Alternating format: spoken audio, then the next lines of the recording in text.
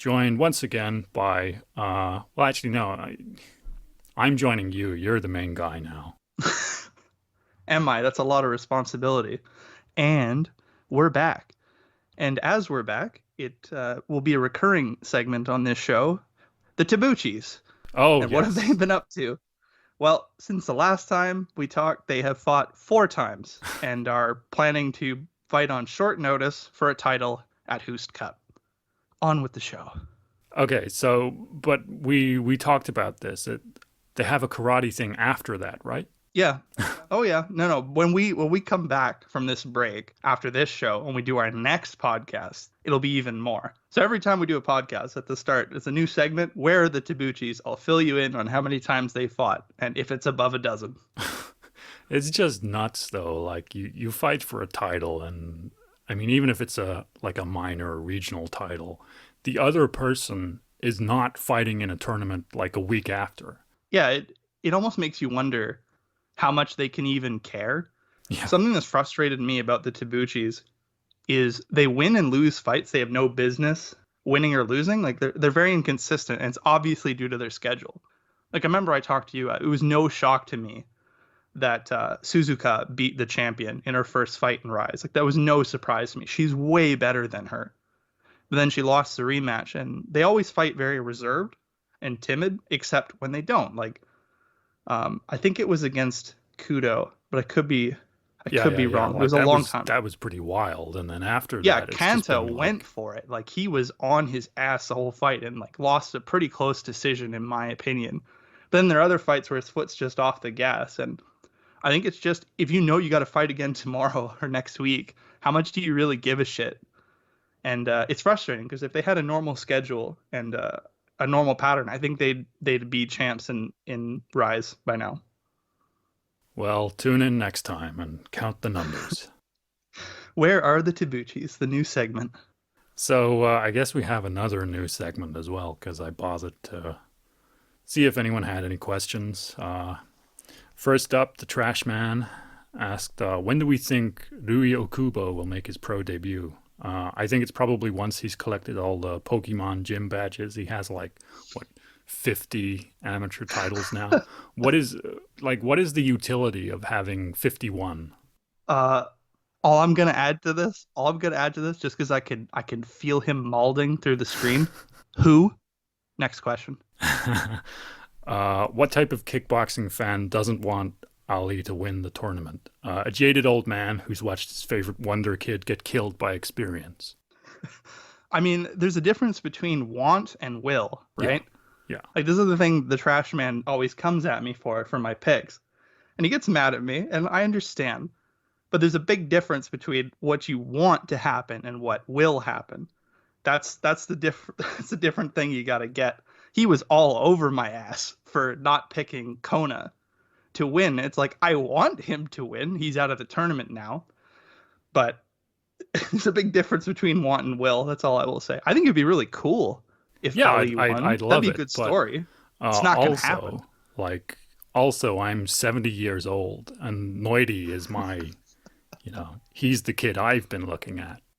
No, that's true, and I think that's a fair point to be made. That like Noida has definitely put in his time and never gotten out of it what he's put in, and it would be a nice thing, right? That he finally gets it. That would be a cool story too, and I think likely will happen. So we were also asked, what fight are you most excited for that you're almost certain is not going to live up to expectations? Well, I hope it's not Nimi versus Gunji, but I think probably Kenta Hayashi versus Daiso Sasaki, because Hayashi comes to fight to the death and doesn't get in gear until he's, staring down the barrel of a loaded gun, whereas Sasaki comes to throw about 7 or 8 1-2s around and stay out of the way. Yeah, I mean, I guess I would agree with that. That's a hard one because if you expect it to be good, how would you know it would disappoint? Like it tends to happen the other way, right? Like you're Yeah, super, super excited and you don't see it coming, right? And then it's a stinker and you're like, wow, that sucks. I think if we're talking about potential ones, I could see Momotaro versus yeah, I was Asahisa. going to While I'm bring that up super as well. stoked for it, yeah, like I'm super stoked for it, but I could see like Momotaro fights weird sometimes. If he just kind of runs the whole fight, it could be weird. Yeah, he's got but like a I'm hopeful he weird, doesn't. really upright stance, and it could be, Yeah, and he holds his front hand out real long. Yeah. yeah. So if Asahisa, fights outside that range, just poking him in the face with kicks, it might go three and not be that great. But if he gets in his face, he could like knock him out the same way he got knocked out last time. But that's not really his style. Yeah, I mean, I expect that to be a good fight, but if we're picking ones that may end up being disappointing, I think I would go with that one. Momotaro's weird style could cause some hiccups in the ring. And this one you're gonna love. Why is K-1 cruiserweight the crown jewel of J-Kick? I'll let you go first. Because it's over quick. It goes one round of just two guys swinging, and you're right back to the next fight. So, unlike crappy fights at the smaller weights, you tend to get through them a lot quicker. I think there's two reasons. One is you're never more than, a single Michael Jackson dance step away from being the champion. You just spin around, you might take that belt home. The other thing is, you think about the golden age of K1 where there were like a bunch of heavyweights who were all roughly equally good. Well, there's a bunch of cruiserweights who are all roughly equally bad. And it just gives you the same dynamic. Anyone could win. Yeah, I mean, legitimately though, that does make it more exciting than it probably should be because anytime like Cena or KG step in the ring, anyone who tells you they know what's going to happen is fucking lying because it's gone either way multiple times. So Yeah, yeah. it's always a shit show, but sometimes that can be fun. Yeah, and Luke asked what drugs you'd need to survive the upper third of the K1 card. Now I know that you're straight edge, so I think I'll field this one on your behalf. One time I had fentanyl after a surgery, and they gave me this little button to press when I needed pain relief, which was constantly. They didn't tell me what it was, and I assumed it was an anesthetic because it just made me black out. Or at least I thought it made me black out, but apparently I was awake the whole time and talking. So to counter the heart-stopping excitement of Satoshi Ishii, I recommend the downer so powerful you experience total, complete oblivion. Oh my god. I don't know if pushing opioids on the show in the middle of the opioid epidemic is a good idea, but I like the energy. No, That's this fucking show is hilarious. sponsored by the Sacklers. Oh my god. Oh man. Yeah, I feel like if we could talk about this for just a moment, I know Luke's question's obviously in jest, but it is a good point. Like K1, at least over the last year or two, there are these weird sort of middle points of the card where it's like it starts off really good, and then they tend to clump the weird fights like in the middle and have like an exhibition and a bunch of like heavyweight fights that take forever, um, and some weird, non-mismatches but not very interesting fighters before you get to like the final three that are really good. And I wonder if they would just be better off like streamlining the cards, like instead of having these two exhibitions and these three fights nobody wants, move those to Crush or somewhere where it's a little more appropriate, and just make the cards shorter. I don't know if that's like a venue thing where they have to book it for a certain amount of time to Yeah, make it like worth I it to don't know go what it or is, what. but every card has like 24 fights now. And it's like, you get three that should be on a crush card. And I actually, for the prelims where there's not really a crowd there, I think it's good to give people experience in a big arena. Sure. But like these things are real bloated, and there's clearly a disconnect between matches made by matchmakers and matches made by TV people. Yeah, and we've talked about that before, like the Abema matchmaking and stuff like that. But I have a hard time believing like Abema is demanding like you have to have Animal Koji fight some guy before the main event fights really start. And I don't think there is them pushing that. I think K1's like, well, if we can't get foreigners in to make the cards like really, really good, we'll just give people lots of fights for their money so they'll still want to come. I think that's the logic, but I'm not sure it's paying off. No, and I think part of having these gigantic cards as well, because if you look at like Rise, for example, they have pretty big cards, but they're not like this. Is the Abema rankings are done as a composite of the entire broadcast slot. So the longer you run, the more cumulative views you get. So I think they like space out the weird shit so that they can like get as big a cross section of people who are just browsing or just curious about one stupid thing as possible. Right. That would make sense. And how, because I couldn't see how Abema would have any, interest in Koji fighting some guy, but I guess when you put it that way, that makes sense. I got to admit that's a blind spot for me how Abema like functions in some areas. I see they recently, I don't know if you noticed it last year, they kind of redesigned, maybe it was just for desktop. They kind of redesigned the website a little bit. I found it a little bit more tricky to navigate this time for the Rise Girls Power Show. Yeah. They also changed their tagline. It now says TV for the future. Okay. This came about, a few weeks after Leona said he was asked who he wants to fight, and I don't know if you saw Koji like posted a picture of him after getting his ass kicked by Tenshin and just captioned it for the future, and he was like, "I want to fight someone who says for the future." Just Oh, essentially interesting. Okay. yeah, and then Abema like changed their tagline so every time you load it up, it says for the future, and it's like, sorry man, you got to fight the I don't know. internet now. That might be a little too conspiratorial for me that they would be basing that around Leona Oh no, and no, Koji's they're little bitch definitely fit. not. I'm just saying that's a Yeah. real tough opponent for him to fight the internet. No, I get you. I think too, Leona talks so like just like Nicholas talks so much shit about Musashi. I just kind of tune it out now.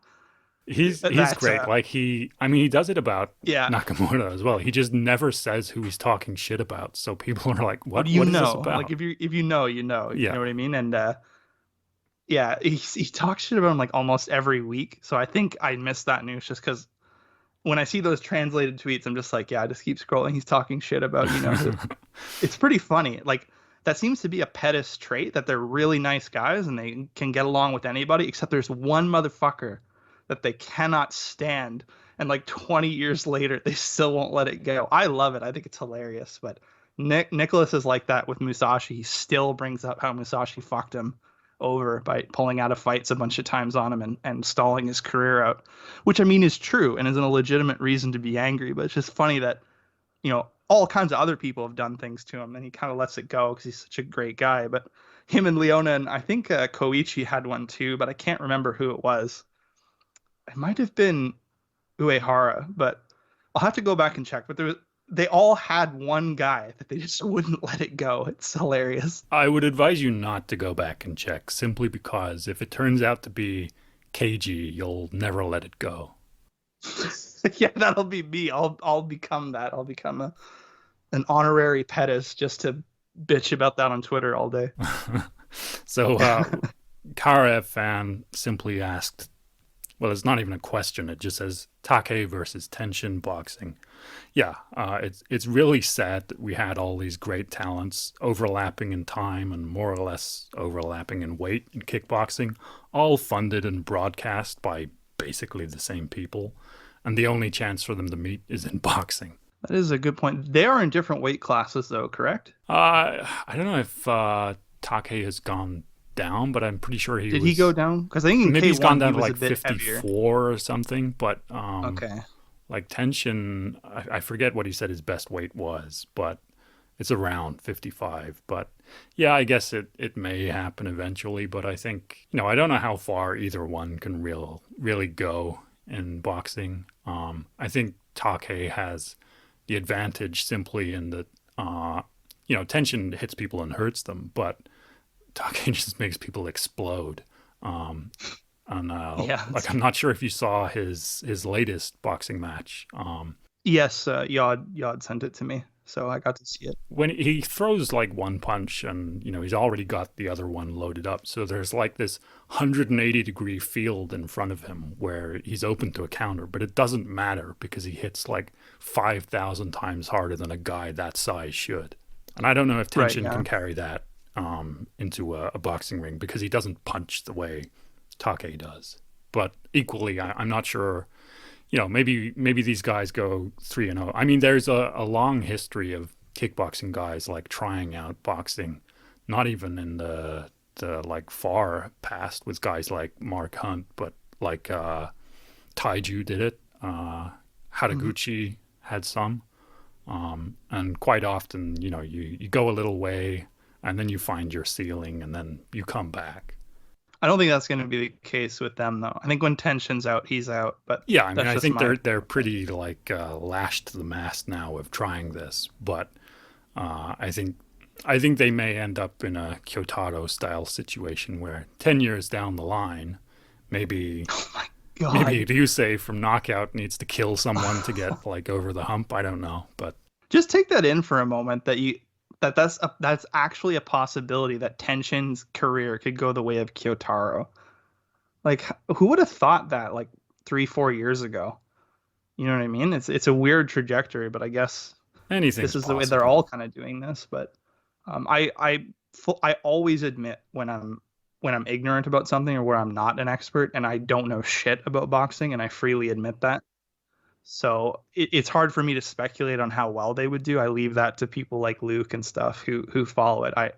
I'm not that guy who just makes shit up. If I don't know something, Yeah, I tell you so I guys that. should So all I can say is he seems to loop his punches a lot, which I'm not sure you can get away with. yeah, that's what But I'm other saying. than that, Like I for can't his speak first much 10 to or how so well he could fights, go. maybe that's not a problem, but eventually he's got to come up against someone who's technically better than him.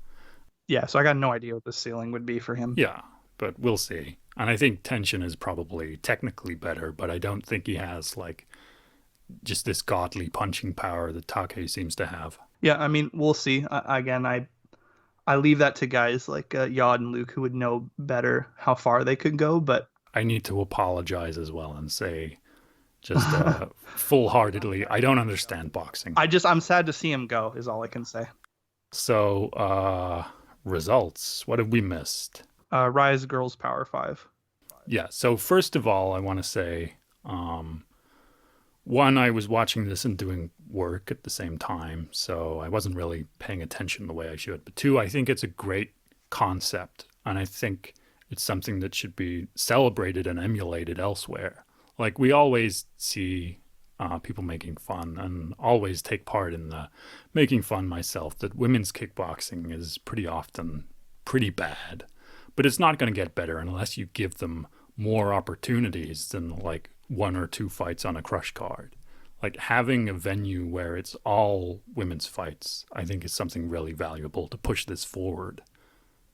It may not be the most exciting thing to watch right now, but eventually the talent will be there. Yeah, I mean, I think we've all made those jokes, and I made those jokes. But in all seriousness, I actually think that the Rise women's divisions are actually pretty good. And I would go so far as to say like the last couple like Rise women's powers have been better than some of the Crush cards we've gotten lately. Like for the mostly men's cards, like I think Arena Kobayashi and people like that are super entertaining to watch, and maybe Raw, but like they're putting on better shows a lot of the time. This one was a great one too in terms of the fights. I thought they were really good, bar the main event. I did watch it like consistently. I wasn't. I know you were working, so you missed some of it, but I watched the card from start to finish, and I thought it was one of the better cards, period, that we've had for a while. And I do think like women's kickboxing, specifically in Japan, is higher level than some of the other female combat sports. So I actually give it more credit than it'll get better in the future. I think it's pretty good right now, like with talents like Arina Kobayashi, Mio. Uh, I think they're pretty good and pretty exciting. I know Hinata is not the most exciting, but she is skilled. I think Suzuka is really good if she would be given more than a week off. So I think it's doing pretty well. And this card was really good. The one thing I do want to talk about though is the judging. I don't know if you were Oh paying my attention god. enough to comment on it, but holy God, was it awful. Yeah, so like at first I was only half paying attention, but I was seeing these results that just did not make sense to me.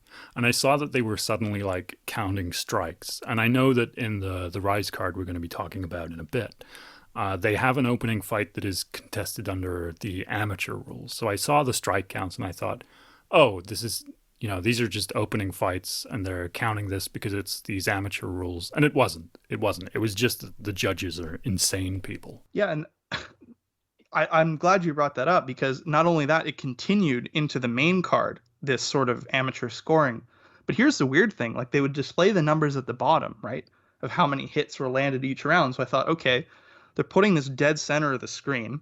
They clearly want us to pay attention to it.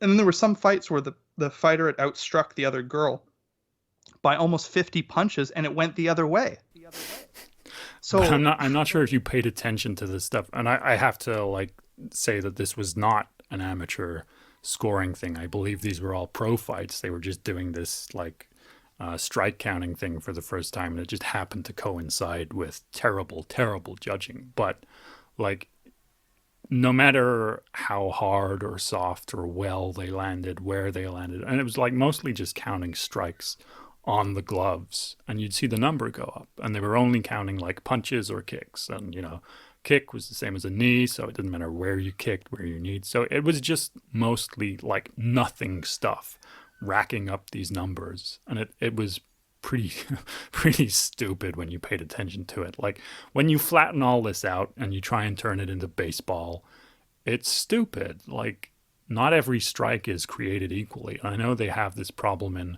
the sport that shall not be named, that people are like, oh, look at the statistics. The significant strikes went the way of some guy. Like, who decides what's significant? And like, no matter where you put that boundary, it's going to move all the time anyway, because none of these strikes are equal.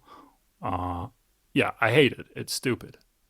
yeah, it was weird. Like I knew they were pro fights. It just mean that they seemed to, for some reason, all of a sudden be trying to score it like amateur, where, like you said, you can shoe shine somebody and all of them count, even if it was all off the gloves. That's what I mean. Like I don't know why they thought that was needed, but the weird thing it almost felt like it was just for the viewers, because sometimes I would look at them, right, and like I said, there'd be like a 50 punch difference over the course, and I'd think, okay, well, they're displaying these numbers, that must mean something, right? They must have changed the scoring and then it would go the other way.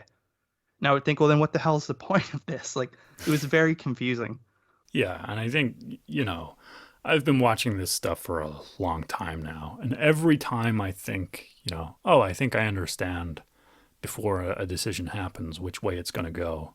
I'm just constantly like thrown a loop. It's crazy. Yeah, no, that happens to me all the time where I think, okay, this person who was landing good body kicks but was getting pushed back with punches, even though they weren't landing as clean as the kicks, they won. I thought, okay, so they prioritize, pushing them back.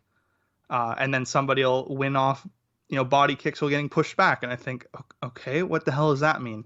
I mean, I know there's different judges, different times, and maybe they want different things, but I think it would be better to get like a tiered system of like what's most important, because right now it's a crapshoot. When the fight ends, even if I'm almost sure this said fighter won, like more than half the time, it goes the other way or goes to an extension round, and I'm just left thinking, like, what were they looking for? That's the key of it, right? It's not just that I disagree with what the judges are seeing or I value something more. I can't even tell what they're looking for, where with other sports I can. Yeah, and I think it's not just like an us thing, because in the main event of this card, before the decision, Hinata's corner were so sure it was going to an extension round that before they sent them to like do the glove raising thing, Tension was demonstrating combinations to use in the extension round, Right. and then it never happened. It was like, oh man. Well, maybe that means they know how it works, so we gotta just DM them, be like, "Yo, can you hook us up? What the hell's going on here?" Yeah, But otherwise, it was a great card. It was just, once again, quite frustrating with the judges. But yeah, I think Rise Girl Power is really, really good show, and I hope it continues.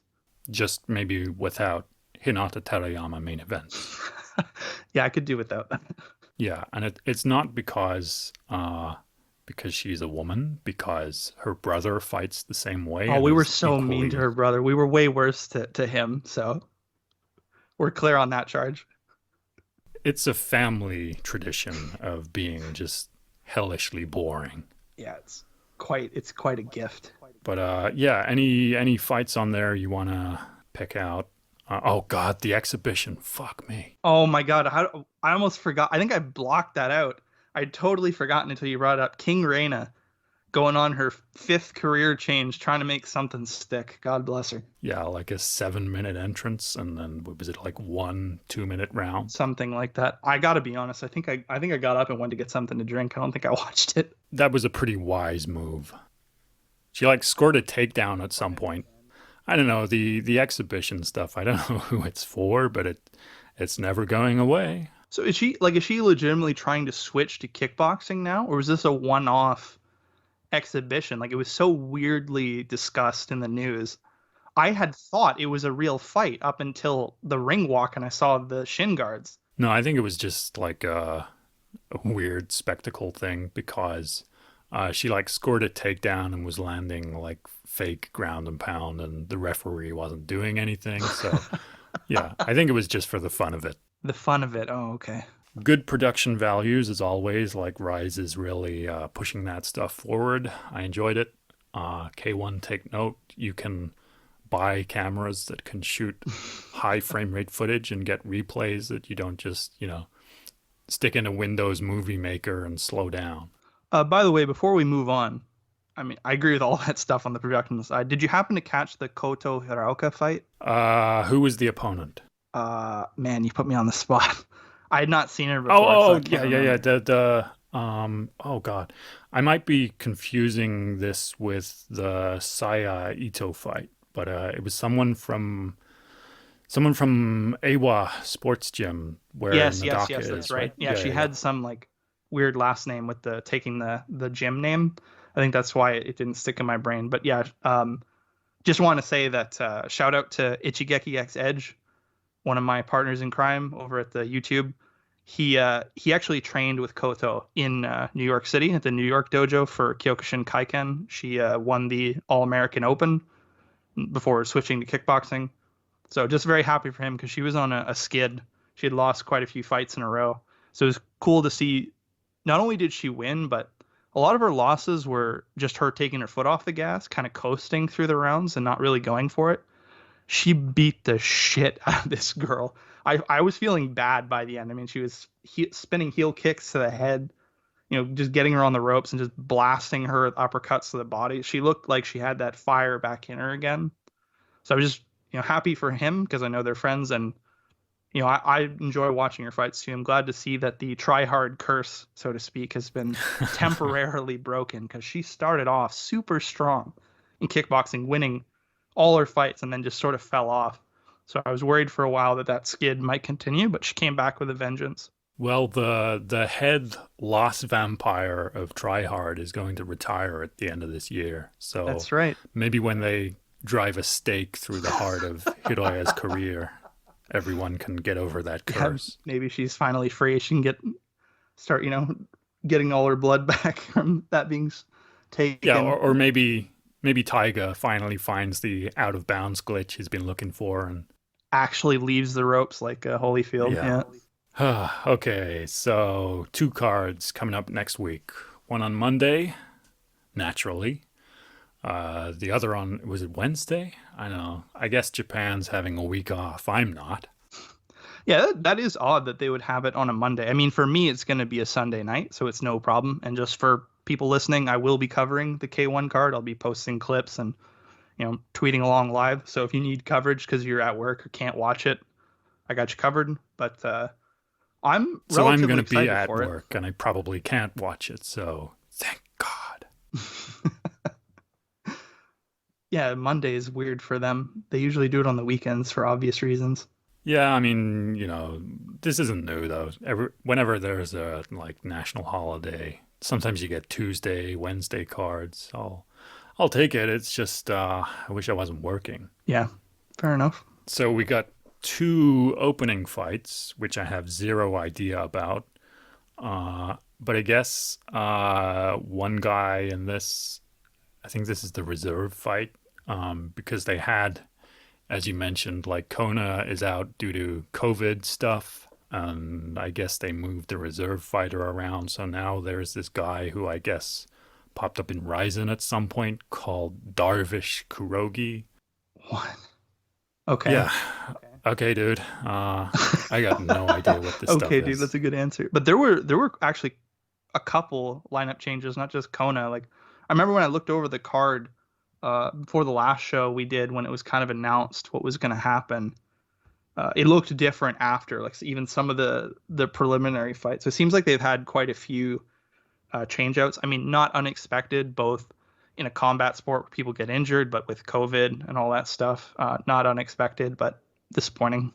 Yeah. So, first fight in the tournament, Ryuku Kojima versus Ayinta Ali. Kojima is one of these kids with a karate background, entered the various like amateur tournaments, did pretty well, but he fights at a pretty high weight where they tend not to have much talent.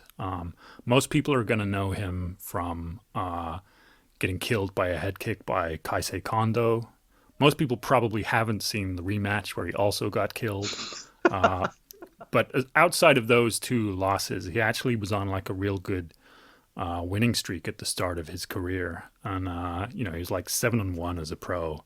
And K-1 sort of approached him and said, "Hey kid, how'd you like to take part in a ritual human sacrifice?" And he was like, "Yeah, great.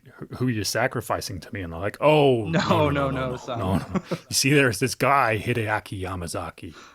And the rest is history. But like, I don't really know what he's doing here. I'm pretty sure he was from like a lower weight class.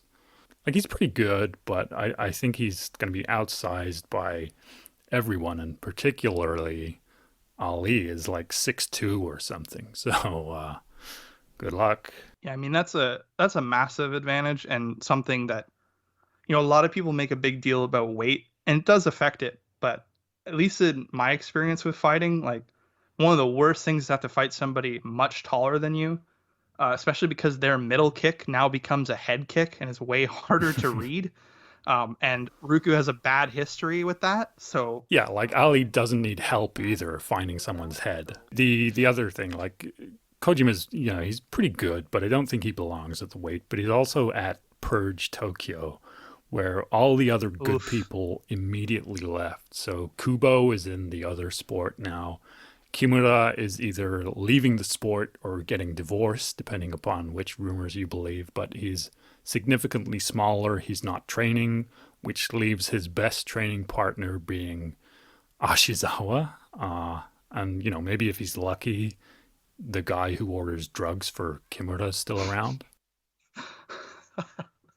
I mean, you say Kubo's in the other sport. I didn't realize we were considering cuck fetish porn to be a sport now, but I don't think he's going to get much instruction from him, seeing how active he is on YouTube, ritually humiliating himself in front of Sarah and having all these guests on. It seems to be mostly like an air quotes influencer gym. Doesn't even seem like a real gym at this point, especially like you said, all the people who left. He's had trouble dealing with people taller, and kicks coming from weird angles, and he's going to get that in spades Oh, yeah. against Ali. I see him getting finished in the first round. I don't really see how this goes any other way. Yeah. So, for the sake of one particular listener who is going to go insane if we don't cover this, for people who haven't seen Ayinta Ali, he's not going to win, but he is a dark horse pick to do some wild shit and get people to pay attention to him. So he's one of these like human interest stories that K-1 seem to either, look for or luck into. So he's half Ghanaian, half Japanese. He was like pursuing a soccer career. And then he got struck down with the same hip disease that Kaisei Kondo had, which left him like unable to walk for a few years. Uh, so he's one of these guys who's like really tall for the weight, but he still manages to maintain like power somehow. And that's a real big advantage, especially in this weight class, which frankly is not very good at the moment. So he won an amateur tournament and then basically immediately went pro and reeled off a bunch of knockout wins. And he's now thrust into this like GP with only 5 pro fights. He's extremely wild, extremely fun, and he's better than the average crush guy at this weight. But like with 5 fights, who knows what his ceiling is? Maybe it's already been hit. Maybe it's to be hit in the future. But he's pretty cool to watch. Yeah, no, I like him a lot, and Trashy's fandom isn't completely out there on this one. I think he's good, but like you said, he's really raw and he's still pretty young, and he doesn't have that many fights.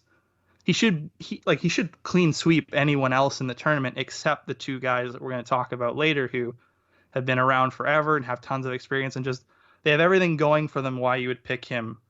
them over Ali. But I mean, Ali's a whirlwind, and I think he'll be a crush champion at least before long. Well, I mean, the guy he just beat was the Crush champion. I mean, okay, he won it by Kaisei Kondo jacking off too much and hurting his wrist, but he was still a champion. But that belt is like getting passed around so much that for like the past three champions who have held that belt, it hasn't had Kimura's name removed from it. I think it finally has now, but it was just getting passed around like Kona when he was the champion. He took the belt to his mother's grave and it still said Minoru Philip Kimura on it. That's so dark, man. Oh man. Fuck. But yeah, it's been a revolving door of champions. And the funny thing is, when I said he'll be champ soon, in my opinion, immediately the devil in the back of my head was like, wait, but he beat the champ. Did he win the belt and you forgot? And I was like, no, that was just another weird situation with this whole revolving door situation where he beat the champ, but not really the has the belt. Like it's Well, just a he's not fucking the most mess right now. recent champ. He was very recently the champ, but is not Yeah, currently the exactly. It's champ. it's so hard to keep track. It's Yeah. been like they win it and then they lose it immediately, like a month later at the next fight. Yeah. So Noidi, I don't think I really need to introduce to anyone. So like back in the FEG Koshien days when guys like Takadu and Leona were also Rans, didn't like do very well. They were trying to push Hiroya as the next Masato, and this tall, skinny kid from Shin Karate turned up and absolutely embarrassed him. So he's since become just one of the most entertaining, most flashy, and just technically accomplished kickboxers you could possibly hope to watch. But he's also been sleepwalking through a lot of bouts, and he'll go in and win, and then wait a week and tweet, after playing with his daughter, just say, "Oh, I managed to get the win. Thanks everybody for supporting me," and then disappears for another few months. He's the best, and I've been watching him since like before he turned pro. He's obviously going to be in the final, but before he gets there, he's got to fight this guy. And Fumiya is a governmental economic mechanism to ensure liquidity in the knockout markets.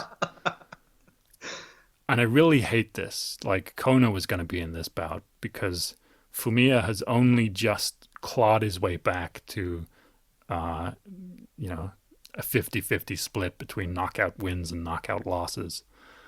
And now he has to take another knockout loss. Well, okay, so there's two things about that. One, I am so glad Kona is no longer in that Oh, position. for sure. Not under the best circumstances, obviously, but still glad. The other thing is, I would say, obviously, Noiri's gonna win, and he's the favorite.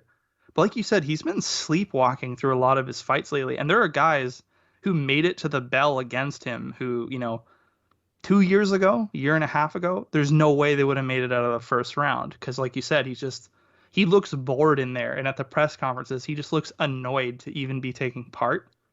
So I'm not even confident that he'll knock him out just because of how weird he's been acting lately. But obviously, I suspect he'll win. I'm just saying, caveat, Fumiya may survive this with at least some brain cells intact if Noiri just coasts to a win. See, if it was just a single fight, I would say, yeah, it might go 2, possibly 3 rounds. But he knows who's waiting in the final for him, and I think it's an advantage. You think that'll to wake him up? Yeah, so I think the first 2 fights, he's just gonna I think he's gonna keep his arms high, walk straight at Fumiya. Fumiya's gonna barrel himself into the corner, try and throw a spinning something or other, and then by the time his head turns around to the position that it was in, there's a fist there, and he loses consciousness. Yeah, I mean, if I was Fumiya's coach, I would have him practicing nothing at all but rolling thunders for a month straight. And I say, here's what you do. You walk out there, you go to touch gloves, and then right after you throw everything you got into that rolling thunder. And if it doesn't knock him out, don't get up. Just tap on the floor and we'll go home. Like that's his only chance. My So, question is too is oh sorry, go ahead. I mean, this he's actually added a strike to his repertoire. So traditionally, he has a spinning back fist, and that's about it. But now he Right. also has a spinning back kick to the groin. Oh, that's right. Yeah, I remember that. Oh, that's great. Okay, so here's my question. I guess with Fumiya, his coaches know what his career is at this point, and it's just about exposure and being entertaining. But I do wonder, especially in like Kona's case, who has a legitimate chance to make a good career of it and stuff like that, and is not sort of relegated to journeyman if he doesn't want to be. I don't understand why they always take these fights. Like we always talk about the insane mismatches we get in K-1. And I wonder if there's some clause in their contract, like they just can't refuse fights at all. Because there are some fights like this where you're just like, why would you even take this fight? Yeah, like he's doing them a favor. And if his next fight is not like against the worst person on earth with the shakiest chin, then it's a lopsided promotional relationship. Like he deserves the softest of soft touches after this. Yeah, just especially like we talked about with that Shin Karate sponsored cage tournament, we've determined that like they tend to pay you less in tournaments than you would for a one-off if you lose. So it doesn't even make sense monetarily. So I don't know why their coaches aren't being like, no, we're not interested, or even if it says in their contract they can't refuse fights, oh, he's injured. He rolled his ankle yesterday. Like if I was their coach, I would protect them like that, but different different setup, I guess. Yeah, I don't know, but I wish him well, and I hope that they, give him a comeback to get him back up to that 50-50 split. He's the most important man in kickboxing, and so next fight in the tournament is Rukia. Obviously, they've been desperate to pin belts on him forever. So I didn't know this until Karayev fan showed me, but him and his brother were like minor TV celebrities for being these kickboxing wonder kids and aiming to get Yep. into K-1. And then K-1 died. I might be making this up, but like I'm pretty sure his origin story, in recent history at least, was he was part of Try Hard Gym uh, with the legends Hiroya and Taiga and all those guys. And then there was this like weird behind the scenes drama, and Try Hard got blacklisted from K-1 shortly before the first K Festa. And I think Rukia like crowdfunded his own gym, but he was like 21 at the time or something. So like his recent past, he's obviously flies through the air, kicks people in the face, does all this cool stuff, managed to get a belt, lose a belt, but he's not been as as consistent as maybe they had hoped. Yeah, from what I remember, most of that is true. I think you're talking about All Win, correct? That he Yeah, crowdfunded. yeah, Yeah, that checks out in my memory too, for whatever that's worth, because my memory is terrible. But that sounds right.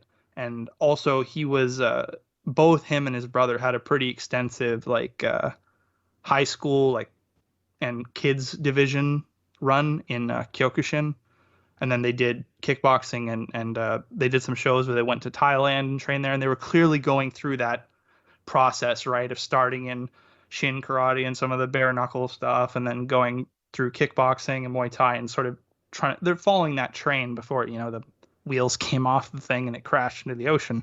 But yeah, I mean he's good.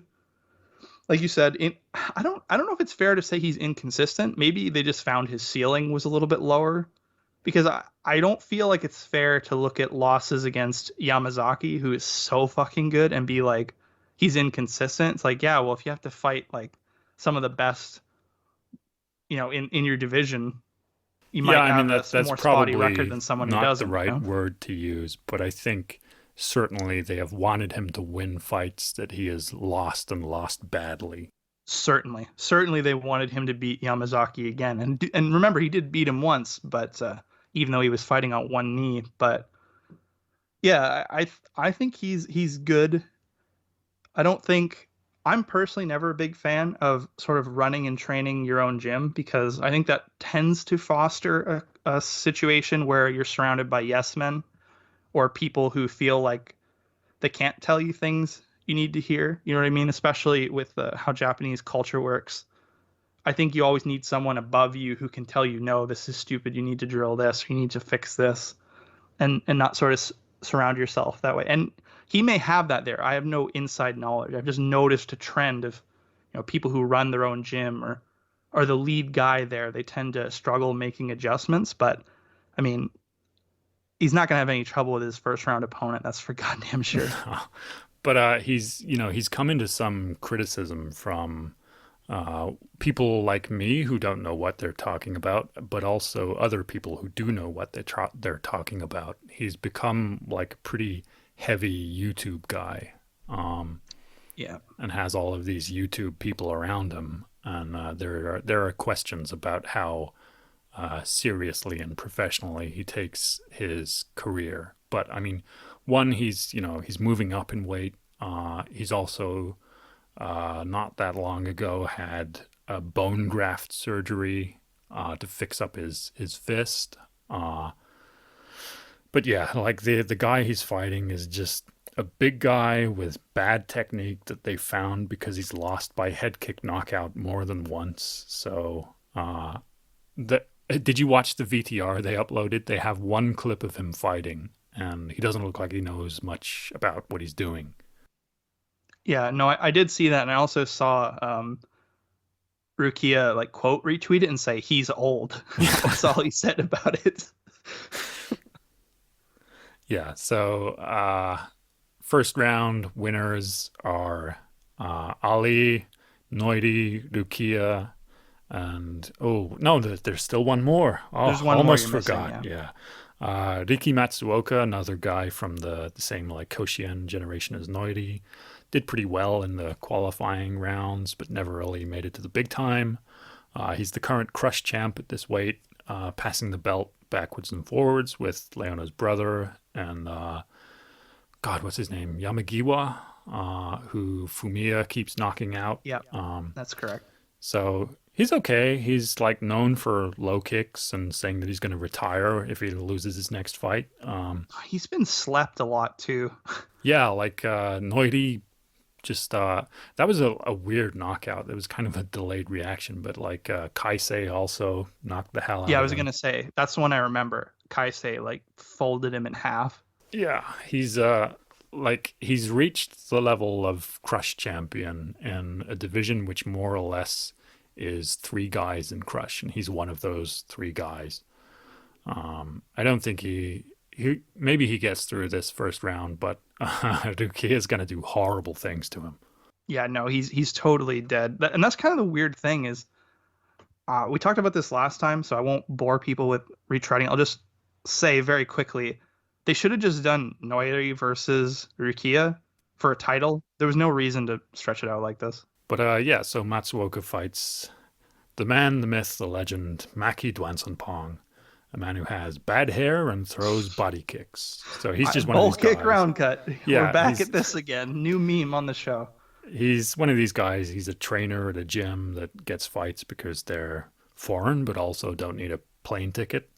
But he's without the benefit of what a lot of those trainers have, which is that at one point in their careers, those guys used to be good, and he never really made anything of himself. He was like, he's had a few people have found out what his ring name was before, and he never really got that far in Muay Thai. So Yeah, I made a point when I first saw him to reach out to Jill and ask her if she knew anything about him, or she's way more knowledgeable on the Thai scene, and can cover that gap in my knowledge, especially for lesser known guys. And she basically said like, yeah, he's don't know much. He's not was never a big name or anything. So it seems to just be like a rent a foreigner situation that they do are doing with some others.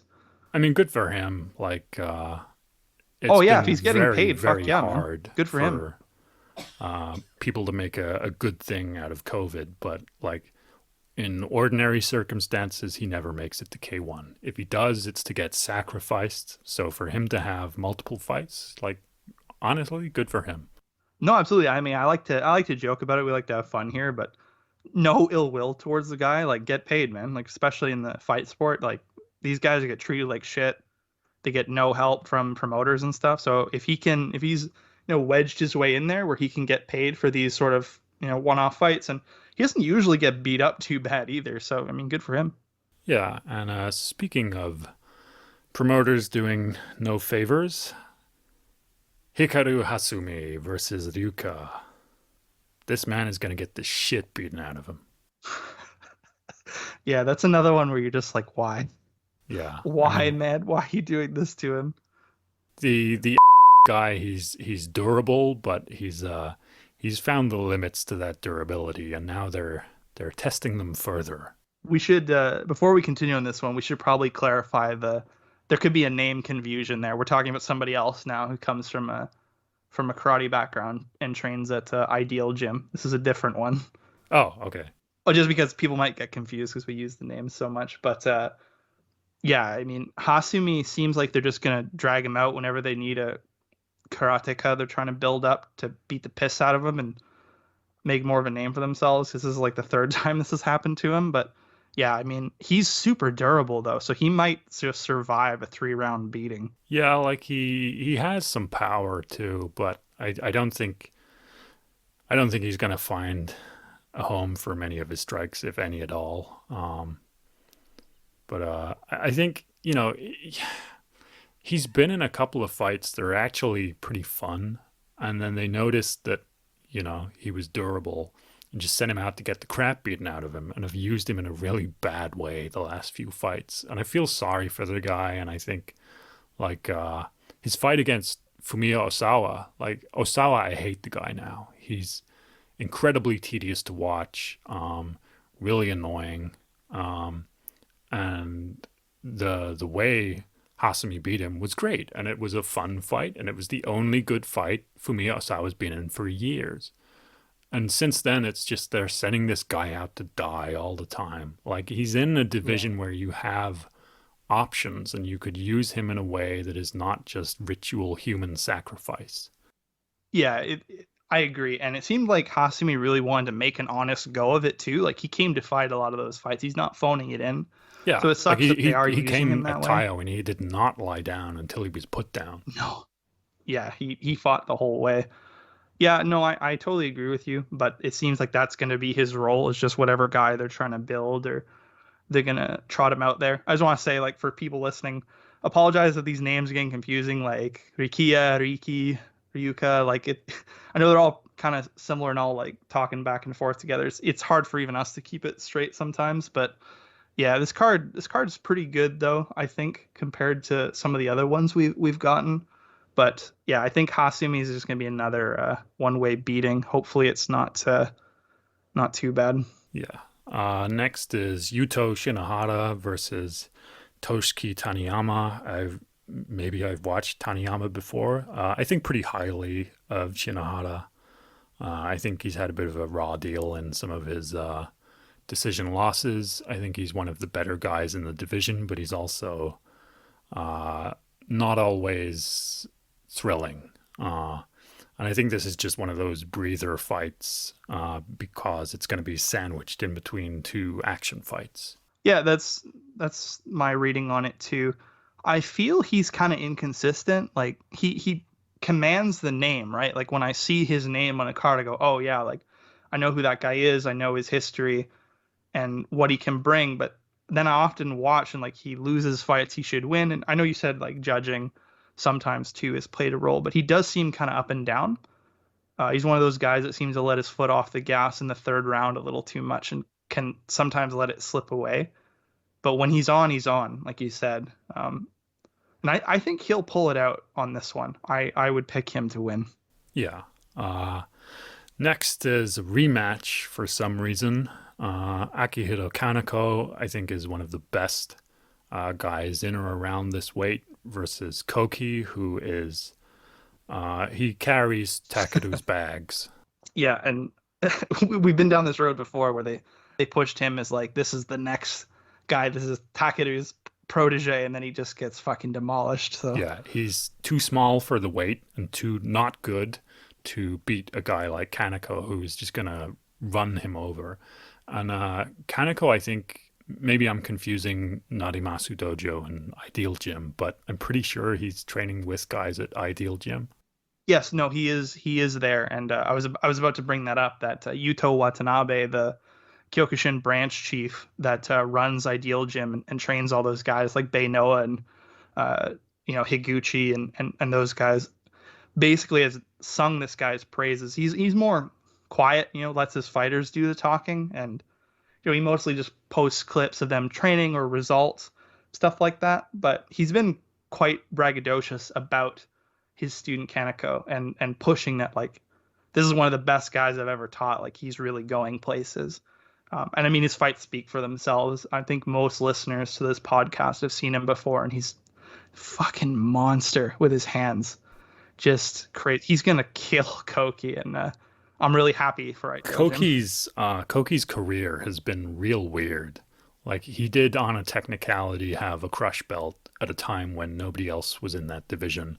He That's immediately true. lost it to a guy who is constantly contemplating no longer kickboxing. But like when I was doing the research for the Leona article and looking through like Takeru's adventures in Thailand, Koki has basically just been following him around since he was like 12 years old, and just getting his ass kicked constantly. Yeah, I think I remember you telling me that. By the way, Takeru's Adventures in Thailand sounds like a great sitcom.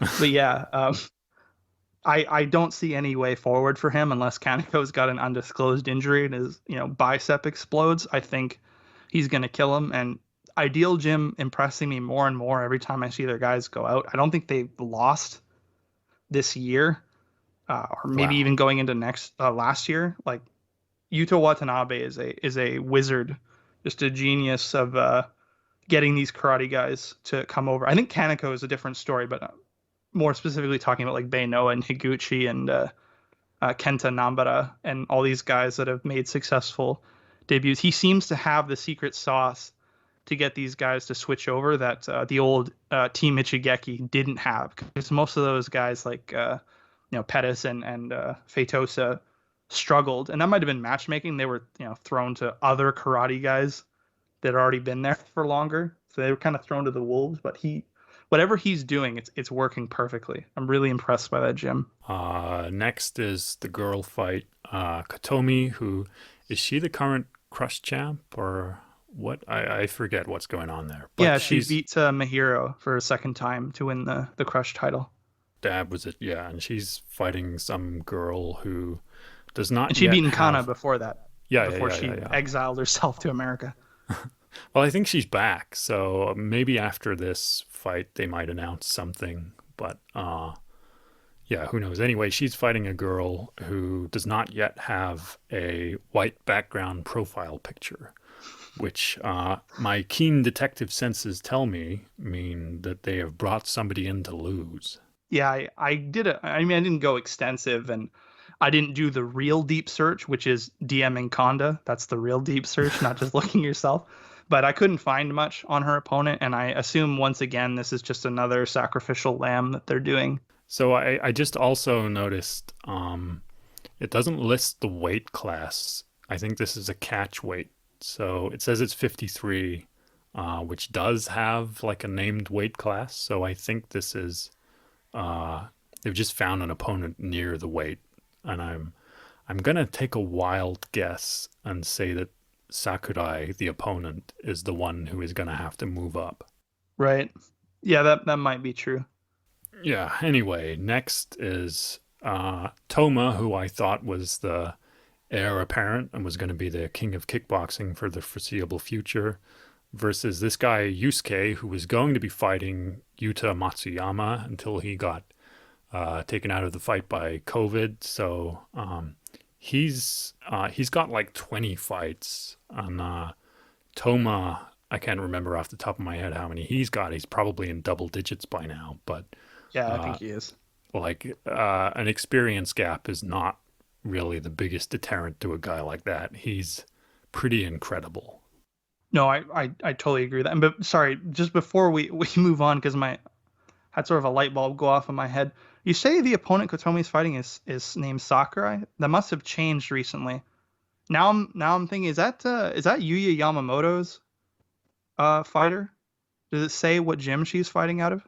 Let me check on that. Because okay, I think that I couldn't remember, but there was a bunch of last minute changes to this card that we talked about earlier. I think that might have been one of them, and I think she might be fighting. Yeah, it's a girl from Yuya Dojo who apparently Okay, has a yes. losing Sorry, I record. do know who that is. Yeah, she also was supposed to fight Mahiro in some gold gym event and didn't make weight or something and had to pull out. Yeah, she's actually pretty experienced. Sorry, I think that was changed recently on the card, and that's why I wasn't prepared for that one. We're both Dogman and I are just drowning in work, so we're kind of underprepared. But yeah, no, in that case, I do know who she's fighting, and that's actually a decent fight because she's like retired a couple times and was she's like the dance teacher at Yuya Dojo. But Okay. don't let that confuse you. She's actually like a decent fighter, and you will have seen her before if you watched a lot of Crush or K-1 because she's always cornering the Yuya Dojo fighters, and she has quite a few fights herself and had a small karate background. So she's decent, but I think she'd be ring rust, and I would still pick Kotomi, but I think that fight changed recently, if I'm not mistaken. Yeah, But yeah, the weight thing makes me think it's been slammed together pretty fast. yeah, I think that's. I apologize for that, everybody, but I randomly that name stuck in my head, and I'm like, I swear to God, I know that girl. Yeah, No, no, no, don't apologize. Like I come into this and I'm like, Rukia, who's that? He's oh yeah, yeah, yeah, like 50-foot tall nuclear fire breathing monster, level Tokyo, that the guy? yeah, we're professionals here at Oh the yeah. a podcast about kickboxing. So yeah, Yusuke is pretty new to the K-1 group, but has a bunch of fights. Toma is not new, also has a Yeah, bunch of Toma will. fights, but is also, a superstar in the making, except for when he ran into a guy in the next fight. Takahito Nimi versus Taito Gunji. I always forget if it's Taito Gunji or Gunji Taito. I think Gunji is the family name. But I wasn't that hard on Gunji for a while. And he's really impressed the hell out Really? of me and made me sound stupid the last couple of years. Okay, He's that's great. interesting because I've been pushing him pretty hard. So Yeah, okay, that's he's good to great. know. Nimi's great. I think this is possibly the best fight on the card. Oh yeah, I 100% endorse that. This is the best fight. And again, going back to something we always talk about on this show is the reason why it's so good and why it's our most anticipated is because we don't know who's going to win, which is very rarely the case. Yeah, There's so many mismatches. I would really appreciate more fights like this where they're evenly matched and have great skill sets that are going to play off each other well. I think this is going to be a great fight, and I legitimately don't know who wins this, but I'm going to pick Gunji just because I've been pushing him so much. yeah, they're both guys with a pretty deep tool set. Uh, Nimi, I think, is like really, really durable. When he won the tournament that Toma couldn't take part in, like he was all lumped up. The first photo he had of him as a champion, like his face, he looked like he'd been stung by bees.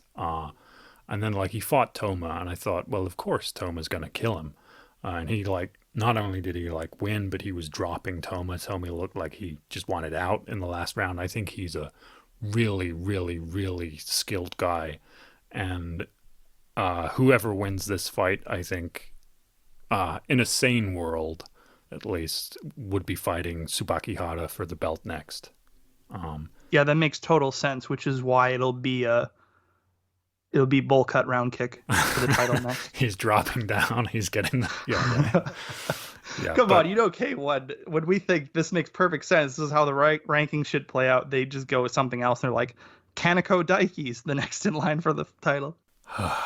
yeah, so they've got this fight, which is probably gonna be great. Probably gonna be the best fight on the card, and then to bring the tempo down a bit, Kaito Ozawa versus Yuta Kunieda. I got to admit, I don't remember if I've seen Kunieda before, but I don't care because Kaito Ozawa, I don't remember the last fight he was in that I came out of thinking, oh, I've watched a piece of televisual entertainment, which I watched for fun. Like his fight with Shinotsuka is the worst fight I've seen in That living was memory. It was horrific. so Yeah. bad. Well, he did score a good takedown, which I think tells you where his kickboxing career is at the moment. Yeah, it's a perfect analogy. But yeah, this is another stinker where you're like, this belongs on a crush card and just seems to be on here to hit that quota of 20 plus fights for no reason. I think they should streamline these cards, but yeah. Yeah, yeah. Well, I think this bout has a bout sponsor. I think Kaito Ozawa, for whatever reason, still has a bit of an algorithm star, but probably not going to be very good. And then immediately after that, we have semifinals. Cool. Rukia and Noidi go through, and then oh boy, this is what Luke was talking about. The top third of this card could be just like all time awful. Yeah, it really has some potential, doesn't it? Yeah, so the world's most interesting, exciting uh, judoka that everybody in the demon sport loved so much, who was so dominant, who was so entertaining. There were no more mountains left for him to climb, and so he now takes on Ryo Aitaka. Um, Aitaka is a guy who can lose to anyone. I expect him to lose this fight, even though Oh, it's against come a on. grappler. Really? Yeah. Wow. Okay. Look, we talked about this last time and I almost cried laughing. Aitaga has fucked me over twice in a row. I'm I can't believe I'm doing it. I'm picking him again just because big man swing arm and judo, hopefully this guy doesn't know how to block punches very well. From what I did watch of him in Demon Sport, he doesn't. So hopefully this is over very quickly and Aitaka doesn't fuck me over for a third time in a row. But I'm sticking with Aitaka to hopefully just blow him out in the first round with his swing, and that'll be the So end of it. yeah, one of my remaining brain cells has rattled around, and I think the reason Ishii, I think, never really made it in America was I think he got brain damage and had like a brain bleed after one of his early fights. So I'm gonna look that Wow. up right now. So That would seem dangerous for him to even be still competing if that was the case. okay, I googled Satoshi Ishii brain, and the first result is not about sucking dick, but it says Leo Chonan says Fedor Emelianenko did not give Satoshi Ishii brain damage. Satoshi Ishii is alive and well and suffered no brain damage on New Year's Eve, according to Rio Chonan. Okay, Okay. glad we got that out of the way. That's good to know. I was gonna say it would be, well, I mean, not that I have any faith in K-1's medical staff, but I would hope at that point they'd be like, yo, no thanks. Don't want the Regardless of liability. whether he has a faulty brain or not, I'm picking him over Aitaka. I mean, after he totally screwed me over twice, I can't really fault you for picking against him now. It's kind of ridiculous the last two he lost. Yasuhiro Kido, he's gonna have a 20-minute long VTR. Oh my god. His longevity is really impressive. He's still fighting, still winning fights, still knocking people down. Um, I don't really enjoy it that much, but I think it's pretty cool. He's fighting the only guy they could find who is older than him, a guy in his 40s. When they pulled this guy out at the press conference, I thought it was Takeda Kozo. Um, I remember you saying that, yeah. yeah, luckily it is not. But yeah, Keto wins. This guy retires. It takes like half an hour. Okay. Yeah, hopefully the ring is wheelchair accessible for these two geezers. Ooh. And and immediately after that, we have Hirotaka Asahisa versus Momotaro. You mentioned earlier, Momotaro has kind of an odd style. He's 0-1 now. I'm not sure why they made this fight. It has the potential to like blunt the rise of Asahisa, who should probably be fighting someone like Murakoshi. Yeah, that was the fight to make and the one that made sense. So of course we got this instead. Yeah, it's confusing, and I think it's probably gonna make you know, Asahisa I expect to still win, but I think it might cool his jets a little bit. Uh, Momotaro, he's pretty good. I didn't expect him to lose his last fight, but he did. They seem to bring him in with quite a bit of fanfare, and I don't know if they expected him to be a big deal for them, but I know he's not particularly popular or well known in Japan, but I guess, being under the K-1 banner gives you a chance to be so, but yeah, not doing him any favors here. I expect he goes 0-2. Yeah, I mean I agree with that.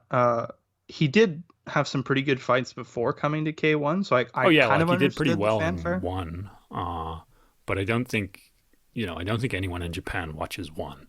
Their viewer No. numbers on Abema are like sub Crush level. They're really bad. Yeah, no, I agree with you. But I had seen him in one and thought he was pretty good. I was surprised that he lost his first fight, and I wonder if that might have been.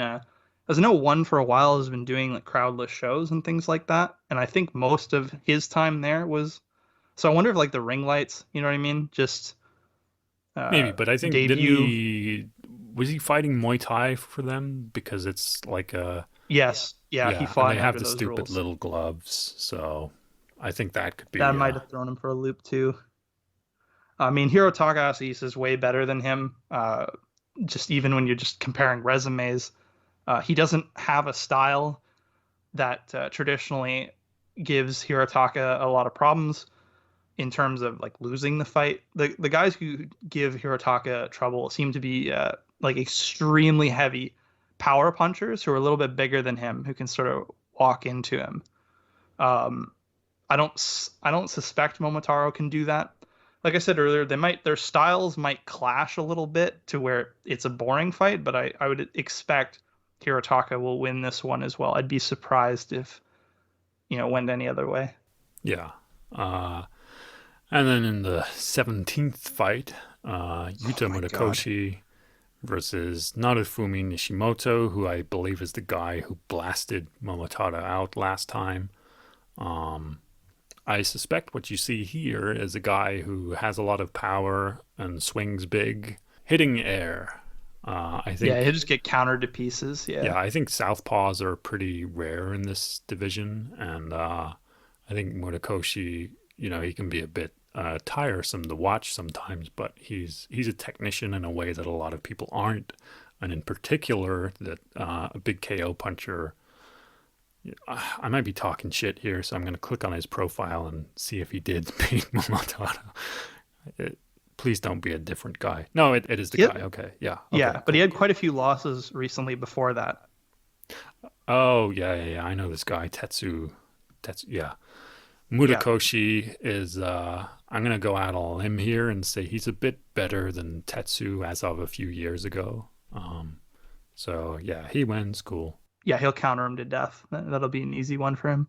Yeah, and then oh god, It just gets Hirotaka. better and better, doesn't it? Yeah, It's like every layer you peel back, it's just a new present, and it's just dog shit every time. Hirotaka Urabe, a guy who doesn't much care for his career anymore, versus Ryusei Ashizawa, a guy who gave up on his career and then never went anywhere and then came back and decided to try training properly.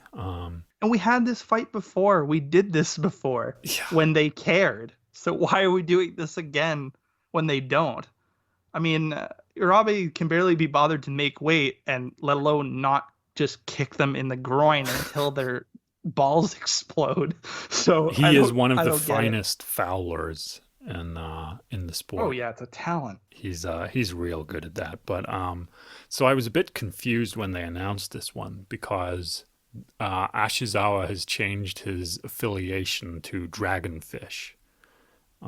But apparently Okay. he's still at Purge Tokyo. He's just decided to start his own team. And I mean, gym affiliation is a pretty Oh, big deal. So I don't know what that actually means for Purge Tokyo. I suspect not great things, but uh, You know, Dragonfish, it's not just a joke about him looking like a catfish. It links into some mythology I'm not going to bother talking about because he's not going to swim up that river and he's not going to become a dragon. He's going to just continue being kind of middle of the road guy.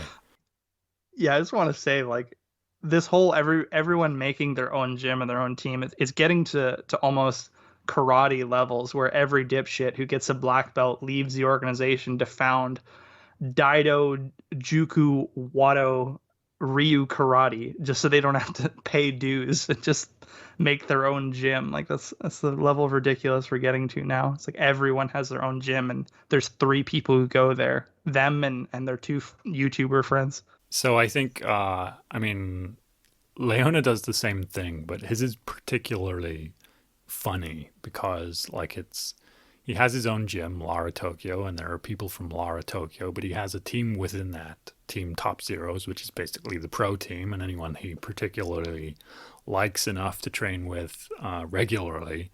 And then he himself fights under the Spirit Gym banner. So he's the Spirit Gym Team Top Zeros Lara Tokyo, and it just keeps getting bigger and bigger and bigger. And then his brother's doing stuff now, and I Yeah, mean the yeah, Spirit Gym's been gone for almost 10 years now. I think I'd have to ask Nick, but it's been a long time. yeah. So I think we should bill this as the Spirit Gym Dragonfish Purge Tokyo. That's great. Yeah, Ashizawa clearly a guy who you know has a deep connection to the lineage of karate as a martial art. Clearly a deeply respectful technical martial artist. I don't care about this fight. I don't care who wins. I Yeah, hope it's just Urabe stupid. ends it early, either by like winning the fight or by losing the fight by disqualification. Free me from this prison. Yeah, I predict Urabe win loss via dick kick first round. And then a fight I am quietly petrified for. Kenta Hayashi, a man I deeply love. Daiso Sasaki, a man I deeply dislike. I recognize his talent. He's a really good fighter. One of the most consistent guys in the sport, but consistently not very entertaining. Yeah, I Hayashi, mean the exact he's opposite. the male Hinata. It's awful. Oh, I can't stand him. I mean, he seems like a perfectly fine guy when he talks, and he's obviously very gifted, but he has this way of just turning fights into shit shows that He's like even quicksand. against Like people step in there yes, with him and nothing happens. yeah, they just get trapped and then the fight is over. It feels like it's been an hour and nothing's happened. Yeah, Yeah, and it's that's a terrible. skill in and of itself. And I think I like skimmed through the VTR for this. Like Sasaki obviously is boys with Yamazaki. When Yamazaki like fucked his knee up, Sasaki was the guy giving him like carrying him around. Um, Hayashi obviously good friends with Yamazaki as well, but yeah, I think either guy with a win could have to fight Yamazaki, and I would much rather watch Kenta Hayashi do that. Yeah, I'm confident that Kenta Hayashi can just throw himself at him and force him to fight him. That this could end up being entertaining. And it's again another fight like the Gunji fight where I legitimately don't know who will win, and that's actually pretty exciting. But I'm gonna pick Hayashi. I'm not I think sure. he can overwhelm him. I'm not sure he can find that gear unless he gets put down, and I don't think Sasaki's going to be looking to put him down. That's a fair point. He doesn't really pick up until he gets knocked down. He's got to see his own blood first. Yeah. Yeah, yeah. But like Hayashi, just one of the most all-action fighters. I love him. Please win. Co-main event, which Cena believes is the main event, and has promoted it as such. Who's gonna tell him he's wrong? Kyotaro versus Cena Karimian. I think Kyotaro wins. He's got a boxing ability that most people don't have at this weight in kickboxing in Japan, simply by virtue of going out and fighting a bunch of boxers and winning most but losing all of the key bouts. I think he lands a 1-2 and lands it in the right place, and Cena doesn't get up. but I really wish. One, Cena hasn't done the stuff that I expected. He hasn't gone crazy and like stalked the guy, hasn't like popped out of his toilet yelling at him. Yeah, he just said he wanted to fuck him. That's it. It's a much more intimate match for him, I think. Yeah. So I don't know. Hopefully that means he's spent all of the time training. I've seen him spending time with Nicholas Pettis. He's been there. He's been there almost every day. Yeah. Yeah. So I want him to win because he's just so funny. Not just like in the ring, outside of the ring too. And I think he has the opportunity here to be extremely funny.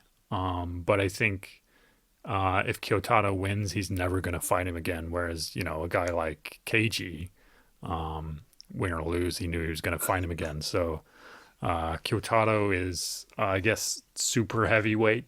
Fought the big fat guy. Had an awful first round where he did nothing. Cena doesn't seem like the guy who's going to allow nothing to happen. So I think he throws himself at him, and he's got a pretty shaky chin. So to say the least. My God. But, I go back and forth on that because when he does get dropped, he gets hit really fucking hard. So I don't know if it's his chin. I just think it's his defense is non-existent. yeah. Every power punch makes its way. He's 7 feet tall, and he trains with the treehouse where everybody is 3.5 feet. Like, I don't know. Nicholas Pettis not much better for that. He's only 5'10". But that is, at least he's, got experience fighting tall guys and is heavier than 60 kilos. He's, like, Cena is just a guy in the wrong place. I'm still picking him to win because spinning back fist, no can defend. God, I really hope you're right. Of course I'm right. Talking about it. Yeah, no can defend. He's no can defend.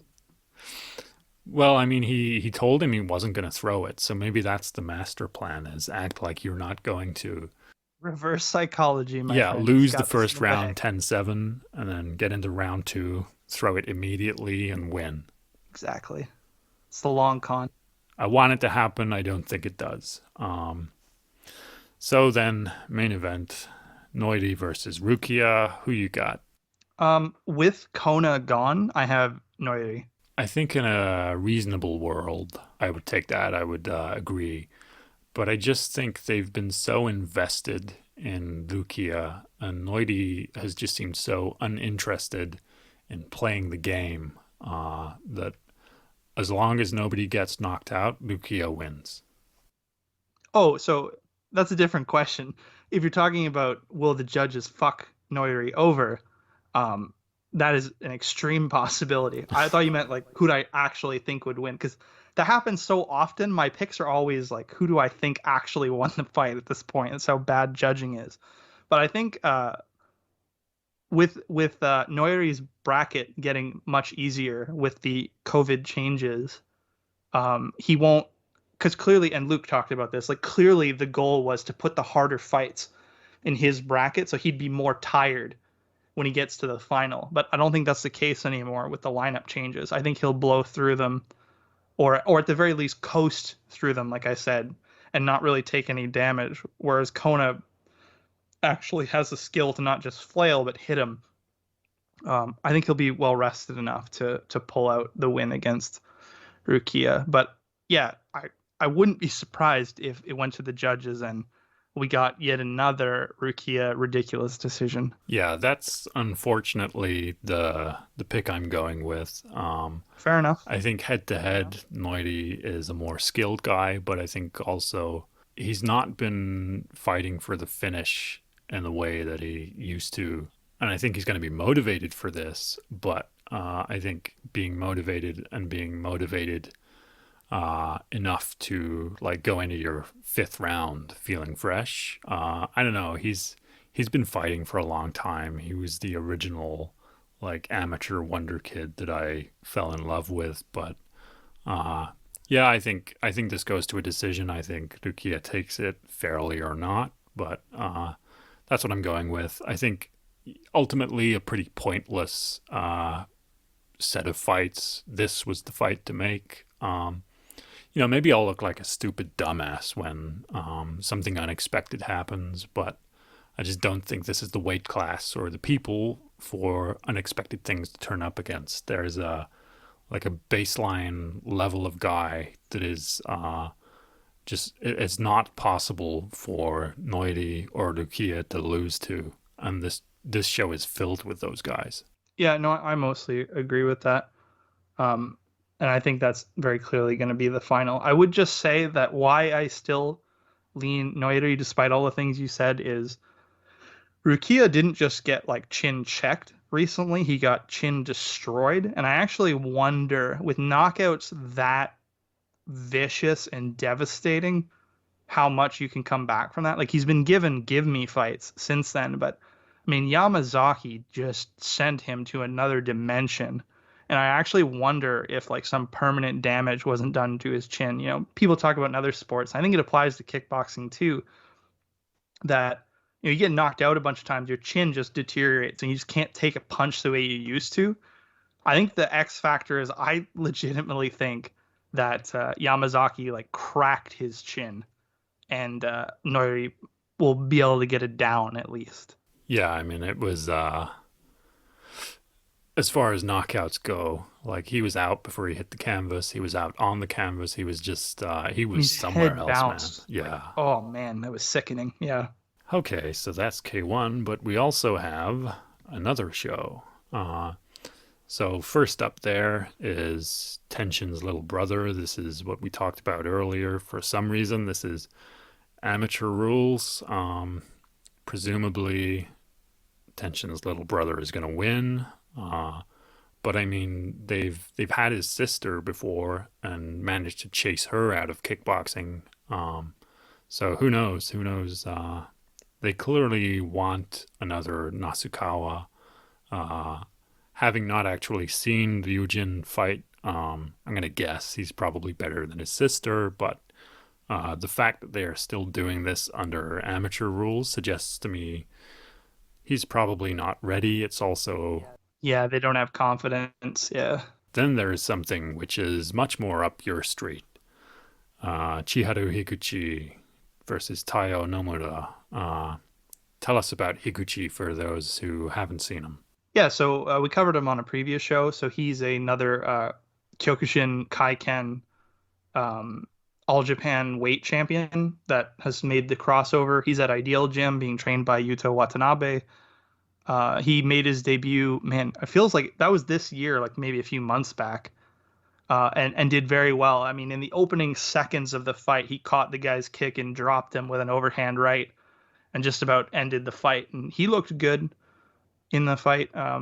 Still getting used to the rules because he comes from bare knuckle, but he looked very good to me. Seemed like Watanabe really prepared him well. He didn't have that weird sort of feeling out phase that Kenta Nanbara in the same situation did. Yeah, yeah. Like the first 30 seconds, he was already like looking like he was about He to already finish the scored it fight. down. Yeah. Yeah, So I think he's good. I think his ceilings is pretty high, and I expect him to win this fight as well. yeah. And just before I like go, just like trundling through each fight individually, I want to say, like at previous like big K1 shows, they have an opening portion of fights where it's pretty clearly for talent development, and it tends to be like recent amateur title winners, like crush level stuff.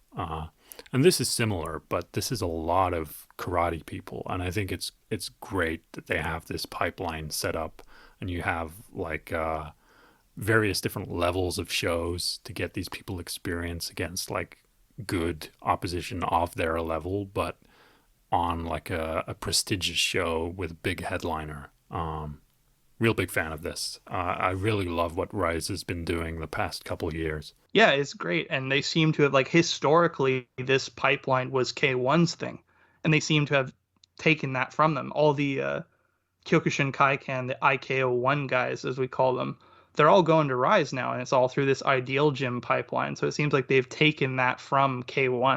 I'm not quite sure what lured them that way. Maybe it was just that Yuto Watanabe had fought in Rise for most of his kickboxing career, that's where that, connection was. But I mean, it's great to see, and they're handling it better than K-1 usually does, which is to just throw them immediately not only to the wolves, but someone who is from the karate world as well and was better at it than them.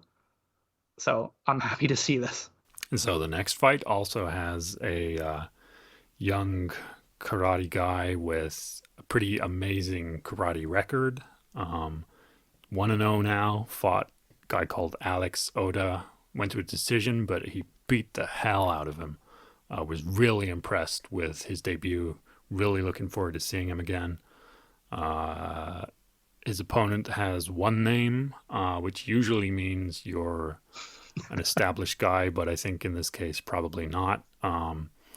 So I think this is another guy with like amateur experience. Not sure which region he's from, but regardless, I think it's a step up from Musashi Matsushita's last fight, but I think he still like wins pretty handily, even though I know nothing about this guy simply because he looked incredible. Yeah, I mean, I said it last time. I'll say it again. This Musashi kid is the future. 500 wins in Kyokushin Karate Bare Knuckle. Had a bunch of amateur titles like Rise Nova, and I think he had a K-1 one as well before. I'd have to check with Konda, but he had an extensive amateur career as well. Made his pro debut and beat the living piss out of Alex. He already looks like super technically sound. The only X factor is he is at a try hard gym, which makes me very nervous. But I mean, I've followed his karate career for a long time, and he was in a smaller organization, but still just phenomenal, like blowing through 10 guys in one tournament. No problem. I think his ceiling is the highest out of all these crossovers. And next up, I'm having deja vu here. There's a guy with I think he's got a K-1 amateur B class title or runner up or something, but he's from Crazy B. Right. I remember having a conversation, I think, with you about some guy from Crazy B being on a card. I'm going to guess, simply because Crazy B is not a kickboxing gym, that this guy is not going to win. But hey, who knows? I don't know either of these people. Yeah, I believe it might have been Kenta Nanbara who fought a guy from Crazy B Yeah, maybe. in his Yeah. debut. Yeah, there was something weird with that. I remember that. Yeah. And again, a very weird thing because that's a devil sport gym that I, I don't really understand what's going on with that. Why they got guys in kickboxing? It might even be the same guy for. I'm not looking at the card details at the moment, but yeah, I'm not quite sure what's up with that. Uh, don't expect much from it. Yeah, so I mean, the other wrinkle here is like it's not completely unheard of, but typically if you get into the amateur system in Rise or K-1, they tend to stay in place. So yeah, I don't know if that means he was good, or if he was put off by something, if he's bad. Oh wait, let me translate it. I think this guy is a light replacement. Almost certainly the case coming from that gym. Oh no, it just says ring name changed from Shintaro Kawazu, I think, just to Shintaro. So okay, cool dude. Uh, Yeah, we'll make sure to get that right on your KO loss highlight reel. Cool. Next up, guy from Team Teppen versus guy from not Team Teppen. Team Tappin wins. Yep, Nice. cool. And then Kyosuke versus Human Angel Showa Adi. Adi, I think, we've talked about him quite a lot, extensively. Really, really talented guy. At a weight class where, is he?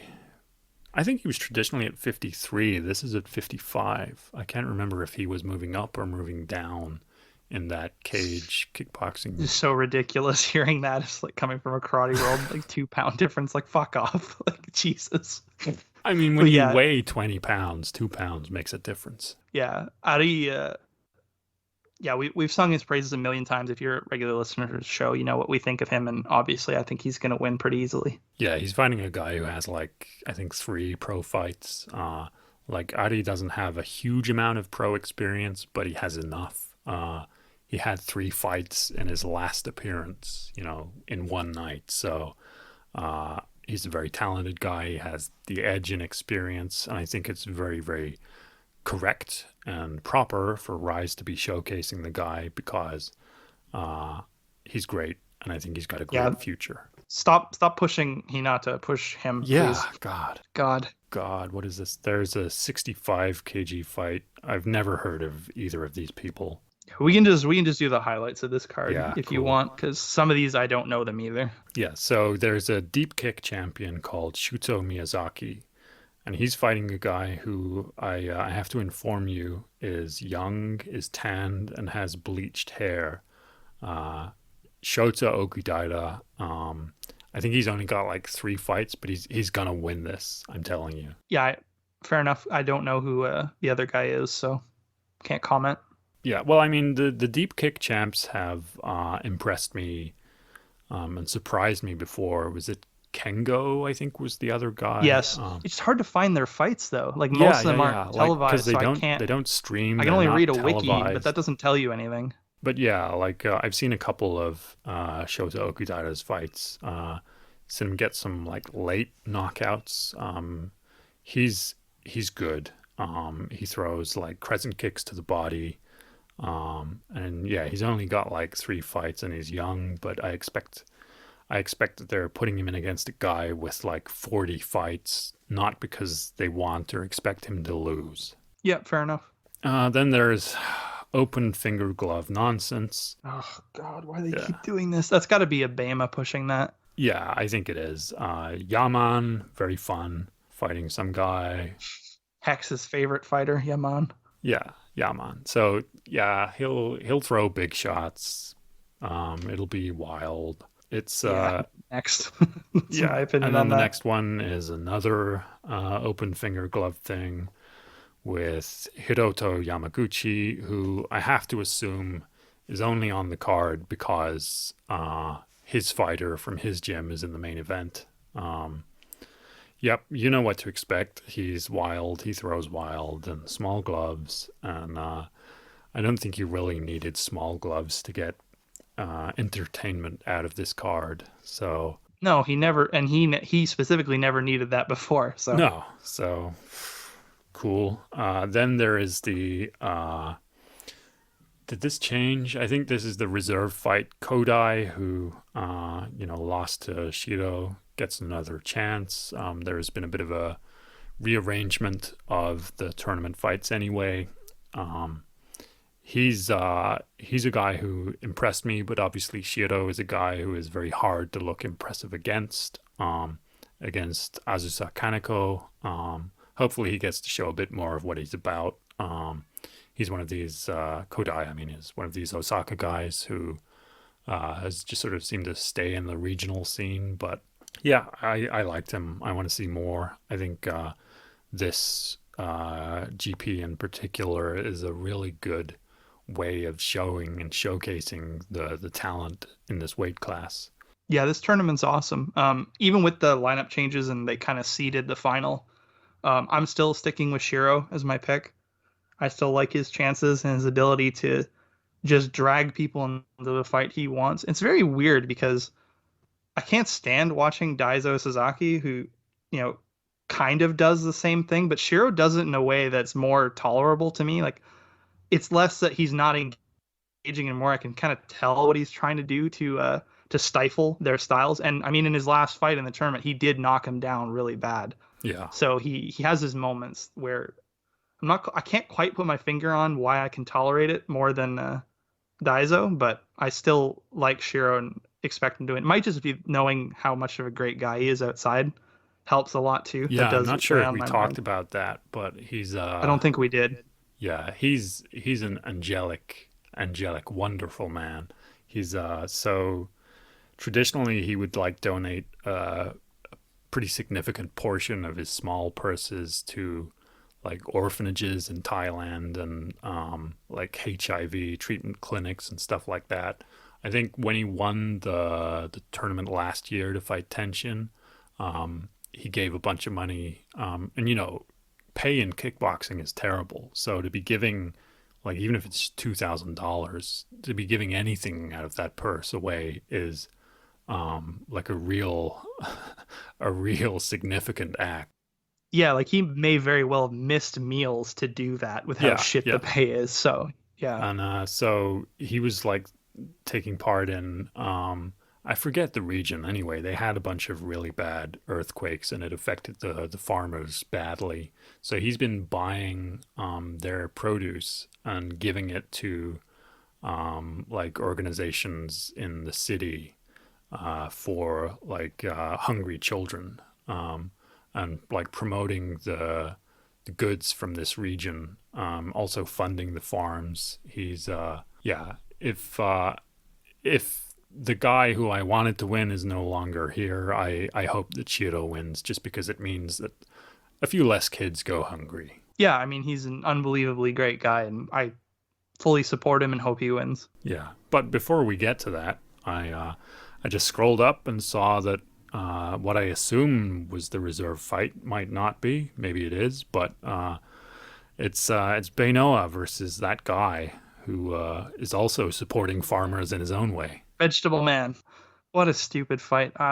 Bay Noah's career has just been really weird. I think a lot of people don't like him, especially on our side of Twitter. They really don't like him, but I like him. I think his ceiling's a little bit higher than maybe it is at this point, just because I think he's distracted with just too many things going on with the comedy stuff and the tumble and rising, and I question how serious he is about this sport.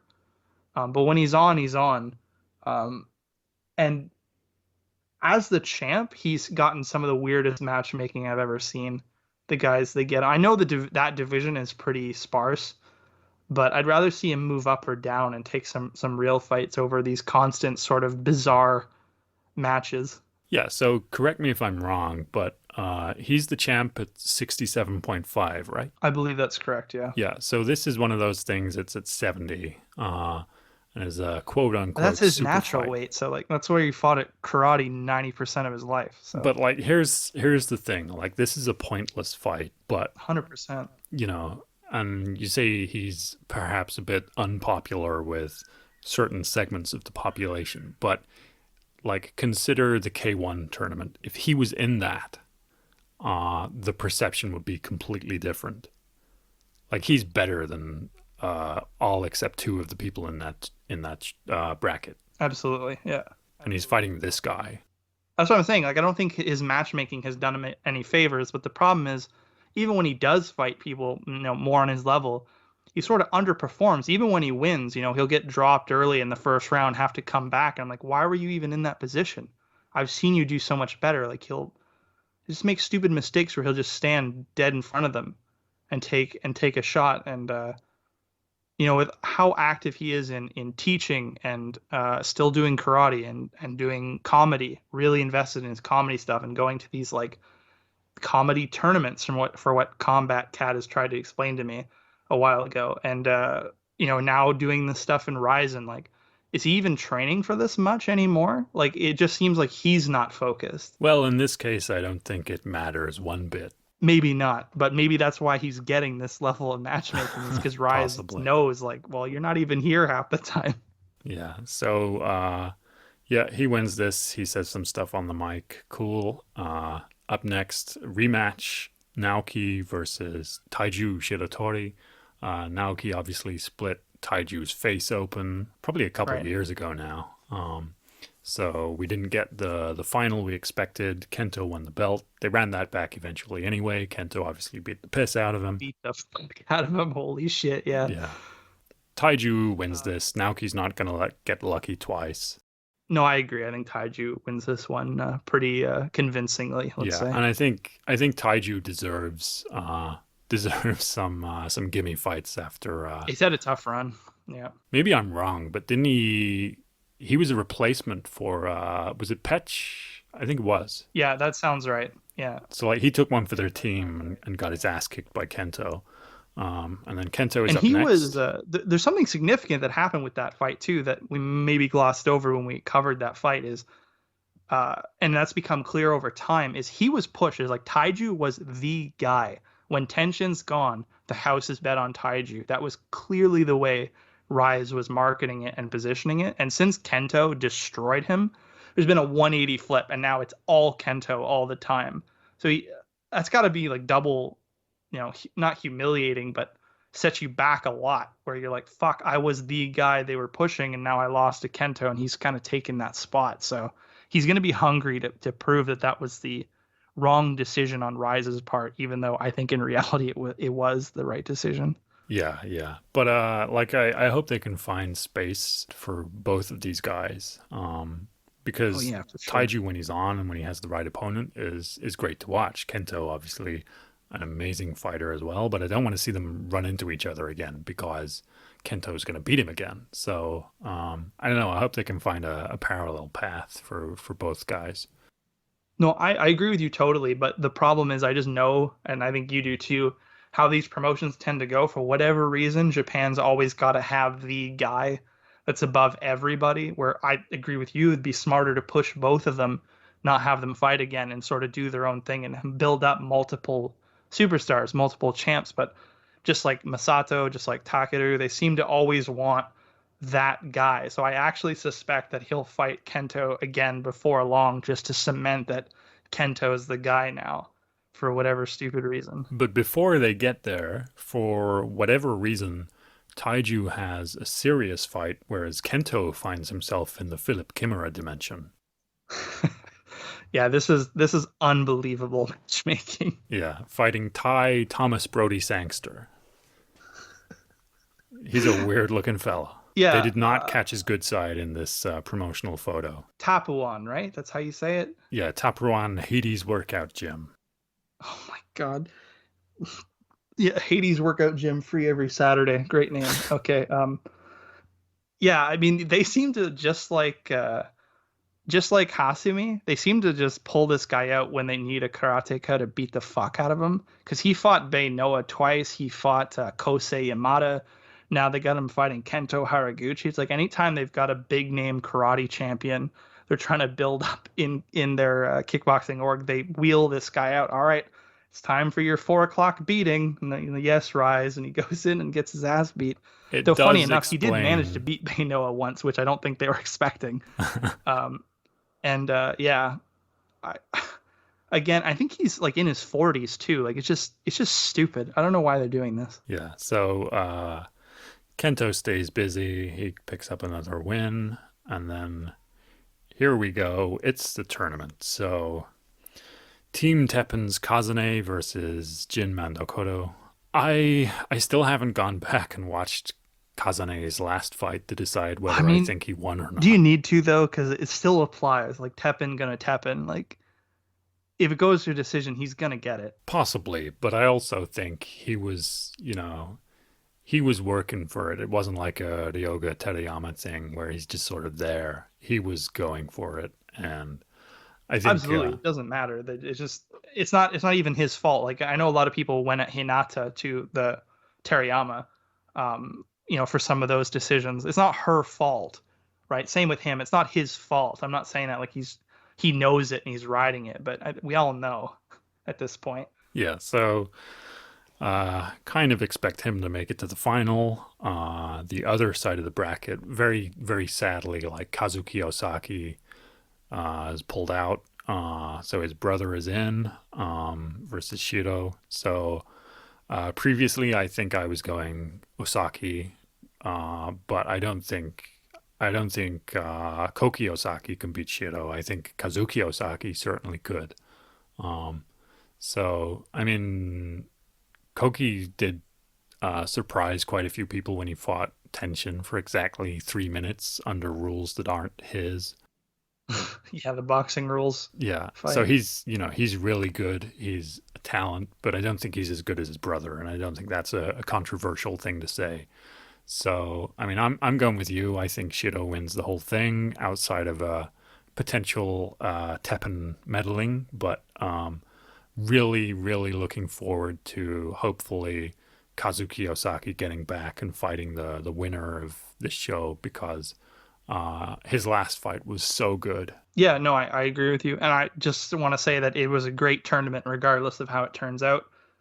Um, it was really good that they could get all these champs together to fight, and Yeah, I yeah. I hope mean, Shiro wins, but I wouldn't be totally shocked if he didn't, just because the talent level in this tournament for all of them is extremely high. But I think he can edge it out. Yeah, like we spoke about it when we were covering this before, but two tournaments run at the same time, more or less in the same weight class. And one was the K-1, which was like just full of very young, lots of amateur champions. But this is like, the talent level, the number of pro championships these people have. It was just such a great field, and I'm so glad that they managed to put it together. It's a bit sad that it fell apart kind of before the end, but it's still going to be a great show. I think when the Rise World Series like works out, like they've had real bad luck because obviously the word world applies there. They had big plans to bring in like guys from Thailand. They were really going for it. I thought this was the most exciting thing kickboxing had seen for the last several years. And it hasn't quite panned out, but they've still managed to put together just unimaginably good shows with it. And I think if you have spare money, this will be like streaming on IPTV. Please buy it. Like Rise, I think I like them a lot better than I like K-1 at this point in time. They don't actively discourage me from watching their stuff. They're trying to improve aspects of production. They're telling me, with their actions and their words, please watch this stuff. I know you enjoy kickboxing. Here's some kickboxing for you to enjoy. Um, gotta support him. But yeah, I think Shido probably wins the tournament. And man, where does he go? Because he, when he first came to Rise, I think he was at what 57.5 or 58 or something, and then dropped down to 55. Won the tournament to fight Tension. Lost against him twice. Now he's down at 53. I mean, I guess I'm assuming he wins, but what is out there for him beyond possibly Kazuki Osaki? Yeah, I mean that's unfortunately the problem. You could say that about most divisions, right, of the champ. Like once they win the belt, where do you go from here? Because I don't think it's the case necessarily with his division because of how many champs are in this tournament, but most of them, are the size of an ocean but as deep as a puddle. Yeah, Um, and that's unfortunately the situation that the champ's going to run in is like, unless you just want to run it back with the people in the other brackets he didn't face. But I mean, that's true of Beinoa. It's true of Kento. Like, who the hell do you get to fight Kento at this point? Unfortunately, that's a problem for most of the divisions in kickboxing right now, especially with international talent frozen out because of COVID. yeah. So I hope that changes relatively soon because, like, Rise obviously have pretty good ties with Thailand and pretty good talent scouts, and they had the thing going on with Glory, which didn't pan out, but they are. I think Ito also mentioned that he was trying to get Rodtang for Tension's last opponent, so I think he's open to like talent sharing with one. I'm not sure who they realistically have, but with a bit of creativity, maybe they can squeeze some more good out of this division than just one really, really good Grand Prix. Yeah, I totally agree with all of it. And then main event is going to be the best 90 seconds of Tenshin Nasukawa's life outside of Soapland. Masahiko Suzuki, a guy I'm really high on, who is usually very, very good. His last fight, I hated it. Threw himself at a guy who was better at boxing than I'll ever be. Took way too many punches, but that's a virtue. Like, he's here to lose, so he's going to lose excitingly against Tenshin. They're doing a thing with Tenshin now where he's like counting down his last fights, and this is number 3. There will be number 2 probably Ryzen at New Year's Eve, and then probably February, March next year. Like I said, Ito was looking at maybe Rodtang. Certain people will hope Takeru. I would not hope too much for that, but we'll see. But yeah, I don't expect Suzuki's here to upset the apple cart. I think he's going to make it exciting, and then his head's going to bounce. Yeah, absolutely. I don't see any way he can win, but it'll be entertaining. I'm still not happy this is using at one intention's last fights, but it is what it is at this point. I already bitched about that last show. No, I think for the the fights that are inside the realms of possibility, this is as entertaining as it gets. Maybe it's not the best from a competition standpoint. I don't know if there's anyone like more accomplished or better that they could get. Maybe run it back with Shiro a third time, but I think this is a better use of everybody's time than that. Yeah, I definitely wouldn't want to see a third with Shiro. But yeah, so that's what's coming up.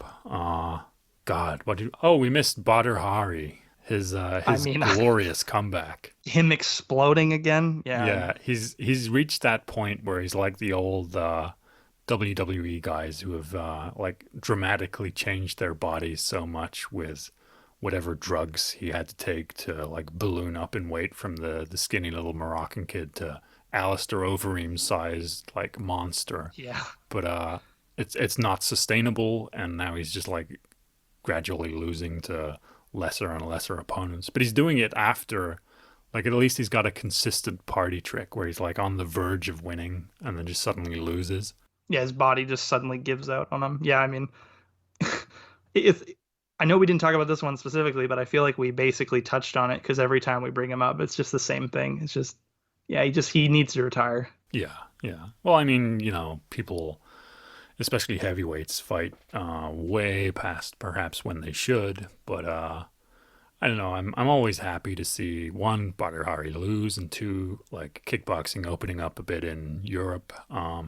I think even though Glory have had some shows which have just been deathly boring, the last few since COVID have actually been really good. I don't know if it's just that it's now like much more European focused, but I find it a lot more entertaining than like the American shows where they'd have like 15 decisions in a row. Yeah, those shows were awful. It turned me off watching Glory completely. Yeah, so hopefully they turn it around, but God, they have an SEO nightmare on their hands. And for people who are normal enough not to know what that stands for, search engine optimization. So they decided to call their service, which they are like streaming these shows on, gloryfightfightfight.com. Oh my God. So, like, congratulations on having the worst named service possible, which is like impossible to search for, but you did it. Good job. I think after that they like purchased glorylive.com and then redirected it to that. But just do the smart decision before doing the stupid decision. You managed to make both of them. Just save the money on the URL. Yeah, I agree. And it's also like Glory to begin with is a bit tough of a sell because I remember when I was first getting back into kickboxing after a long hiatus from following it. When I would try to in the early days when I would try to find Glory stuff, you type in Glory and it does not come up. Like you got to be specific. Glory kickboxing. So their chances of sort of people just stumbling upon it, even with the name, aren't great. And then if you add fight to it, you've relegated it to the three nerds like us who already know about it. Okay, so I think we've got just about everything, but you have been talking about doing a karate podcast, and I am fascinated but too stupid to follow karate. So what can you tell me about that? Still the same as before. We're still waiting for a major tournament to happen. No movement on that front so far. We're probably going to start it off covering the All Japan Open, which is traditionally around the start of November.